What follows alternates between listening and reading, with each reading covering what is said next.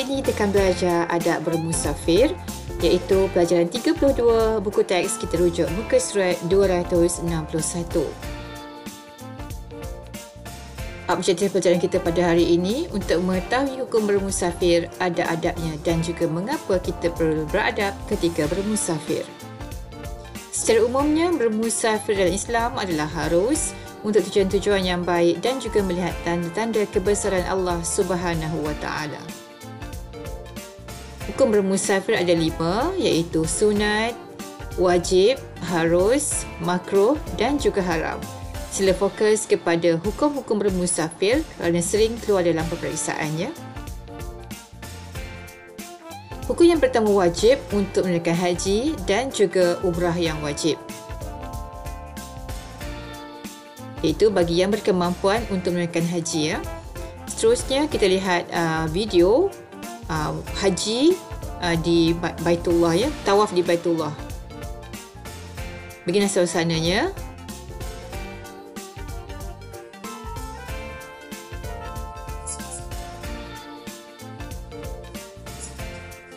Iaitu jadi suasana menunaikan umrah atau menunaikan haji ketika tersebut itu ialah musim haji.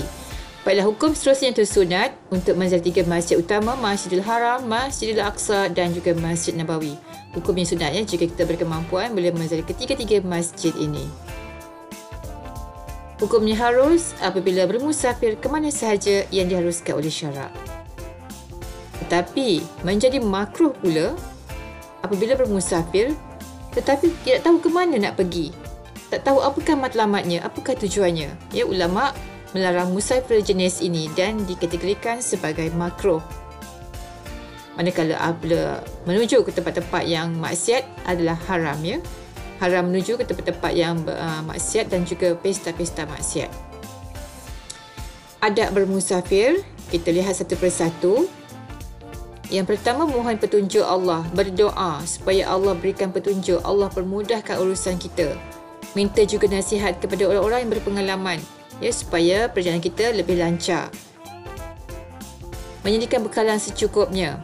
Apakah pakaian yang kita nak bawa, makanannya yang sesuai, wang yang secukupnya, ubat-ubatan apabila ke tempatnya bagaimana. Barang yang kita bawa mengikut kesesuaian. Kita balik kampung, kita perlu bawa apa? Kita pergi berkelah, kita perlu bawa apa? Jika kita keluar negara, pastikan bagaimanakah cuaca di sana. Apakah pertukaran mata wangnya? Mata wang apa yang perlu kita bawa? Apakah checklist ataupun senarai semak, pakaian apa? Dari segi kebersihan apa yang dibawa, ubat gigi, berus gigi dan sebagainya perlu diambil kira sebelum memulakan perjalanan supaya perjalanan anda menjadi lebih lancar lagi. Adab yang seterusnya melantik seorang ketua apabila bermusafir lebih daripada 3 orang atau lebih. Ini merujuk kepada hadis Rasulullah sallallahu alaihi wasallam yang bermaksud apabila 3 orang keluar bermusafir, maka hendaklah dilantik salah seorang daripada mereka menjadi ketua. Hadis riwayat Abu Daud. Mengucapkan selamat tinggal juga satu adab. Sunat. Hukumnya sunat kita ucapkan selamat tinggal kepada orang yang kita akan tinggalkan. Dan maklumkan kepada jiran tetangga, saudara mara, sahabat handai ke mana kita akan pergi. Supaya jika berlaku sesuatu, mereka mengetahui ke manakah kita pergi. Adab yang seterusnya disunatkan solat sunat musafir.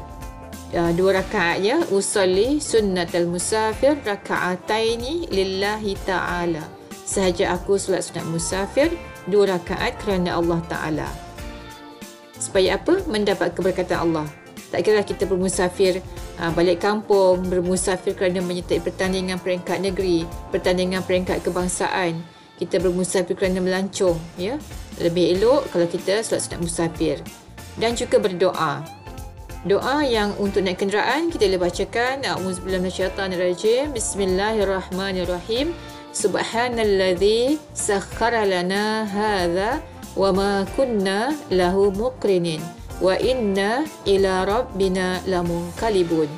Ini daripada dia doa tapi diambil daripada surah Az-Zukhruf ayat 13 dan juga ayat 14. Diberikan juga rukhsah iaitu kemudahan kepada orang yang bermusafir untuk mengerjakan solat secara jamak dihimpunkan dan juga solat secara kasar iaitu dipendekkan apabila cukup syarat-syaratnya. Dilarang melakukan kerosakan pada alam. Jangan buang sampah merata-rata, jangan petik-petik pokok sebarangan, jangan buang air besar atau air kecil tempat-tempat yang tak sesuai ya. Jadi walaupun kita pergi ke tempat air terjun, ke sungai, ke jeram, dalam hutan, pastikan ada adabnya dipelihara.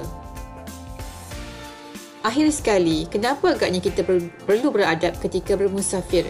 Islam itu adalah agama yang sempurna. Sehinggakan berjalan, bermusafir, melancong pun ada adab-adabnya.